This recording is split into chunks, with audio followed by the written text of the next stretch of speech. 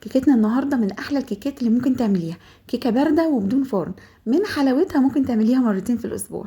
اول حاجه بجيب القالب بتاعي وادهنه بالزيت بالشكل ده كده، وقبل اي حاجه بسمي الله وانزل في الكومنتات اصلي على الرسول عليه افضل الصلاه والسلام.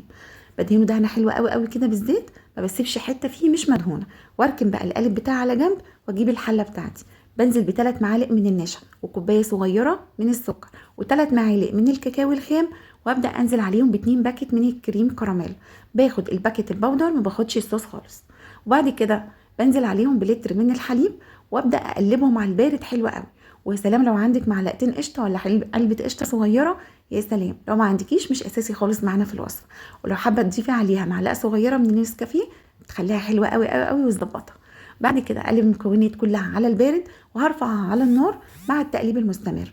اول ما تبقى معايا تعمل بابلز وتبدا تستوي معايا، برفعها من على النار وانزل بيها في القالب بتاعي اللي مدهون زيت، واركن القالب بتاعي على جنب، واجيب 2 باكت من البسكوت وبكسره بالشكل ده. بيبقى قطع كبيره شويه، مش بنعمه قوي يعني.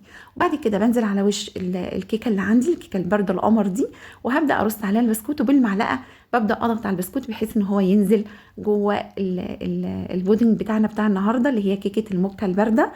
يعني من احلى الكيكات اللي ممكن تعمليها.